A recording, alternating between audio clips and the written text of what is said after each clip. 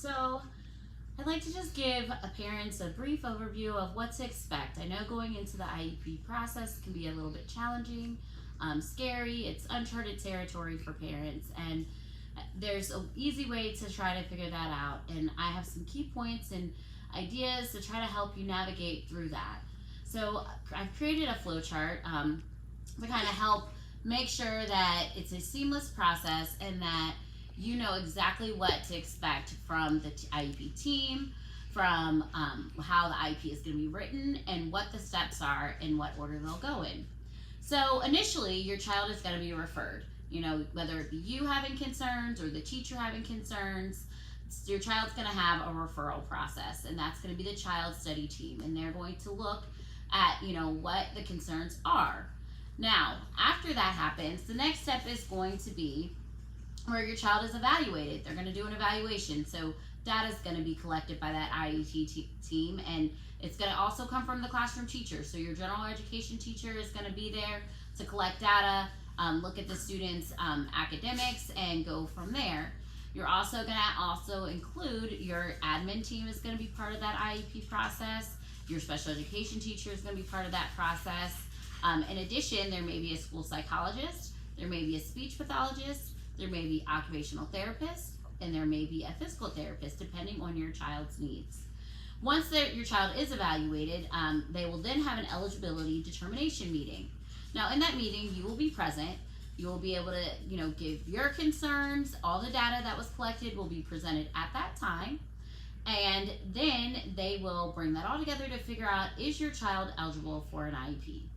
And with that, they'll then also decide, okay, so the child does need an IEP, and with that, they'll say, all right, well, now we need to figure out what are the services. And after that eligibility meeting, they'll have an IEP development meeting where they will then put all those services in place. So they'll, you know, identify whether speech will be needed, whether occupational therapy will be needed, whether a physical therapist will be needed, and those are considered to be related services.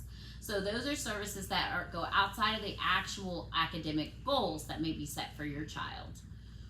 So after the IEP is developed, they're going to implement it. They're going to put all the goals that they've created based on your feedback, the data collection, and they're going to put all of that to work, and they're going to implement this IEP for your child.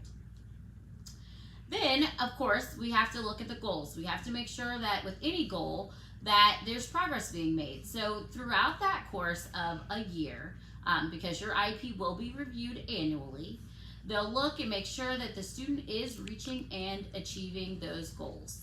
So as you look at that, and as a parent, you may say, hey, I feel like my child is not necessarily achieving everything we need them to achieve.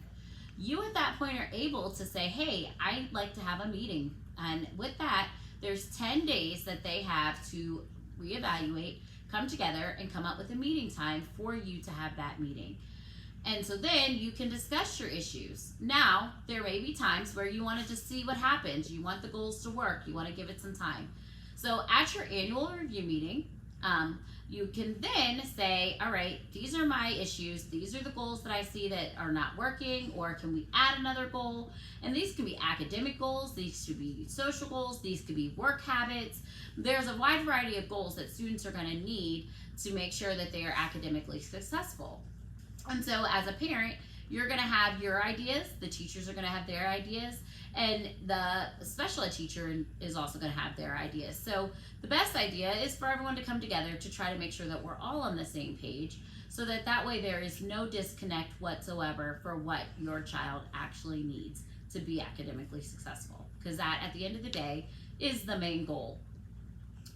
So if you review the IEP does also have to be signed and approved by you as the parent.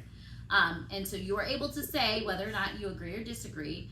And you also have a say early on, before this IEP process is even started, in the evaluation stage, where if you have to go through the evaluation stage and you realize that, hey, you guys are saying my child does not qualify for services, but you really feel strongly about it, you can contest that.